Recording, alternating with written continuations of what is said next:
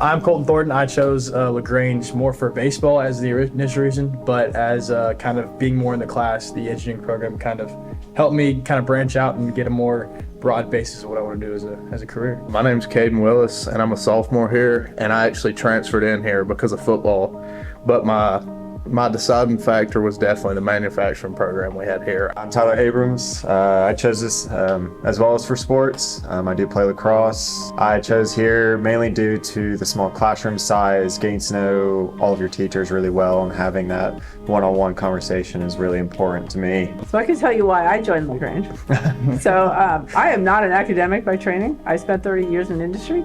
And this is really a culmination of my career to be able to start up a program that this area, especially Troup County and the surrounding counties, sorely need with all the manufacturers here.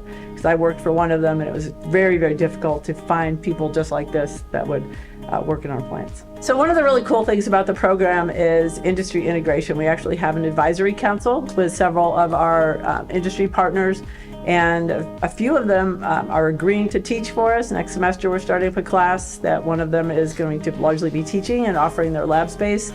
Tyler has worked in one of them and is ready to get started with the second one shortly. So getting our name out in the community with these folks working is really important, and we're starting that journey already. For the internship that I've had, the first one was with Mauser Package Solutions.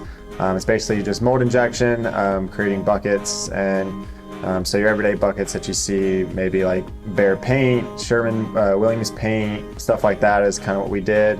I worked with their production line and figuring out how to reduce as much scrap as possible for them, and that was really good, especially with this program. Learning time studies and statistics really helps with that. Rather than just have a couple of engineering careers, which might be typical, like mechanical, electrical, they really research 24 completely different, sometimes hidden engineering opportunities that most people had never even heard about. So they got to learn about all of those this time instead of just a few. And then when we took the field trips, they could kind of see where those met, kind of rubber met the road sort of thing. And we also did some things with resumes to make sure they had that and out on LinkedIn so companies could find them. All those presentations that we do, I mean, we did probably 10 that semester out of both the engineering class and our OSHA class that we have here.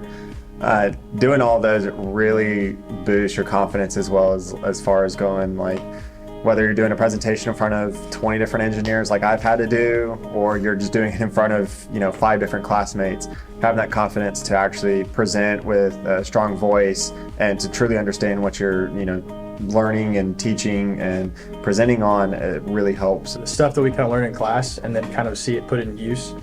We took a lot of field trips this year, but a couple of the huge ones was Weiler and Kia. Kia being the biggest one because they has on the golf cart, got us going through the actual the factory. It was pretty cool to see all the components and to see the thousands of machines, thousands of robotics and that kind of stuff, and to kind of see the layout of like what a clean and healthy kind of factory looked like.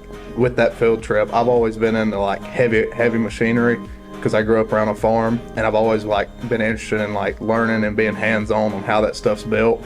And that field trip to Weiler kind of put it in perspective, there is still hands-on engineering you can do. One of the things we're trying to do in the program also is get some industry recognized credentials. So the OSHA 10 certainly is one of them. We'll be building a 6 Sigma green belt throughout the program if they get a certain grade and a set of courses.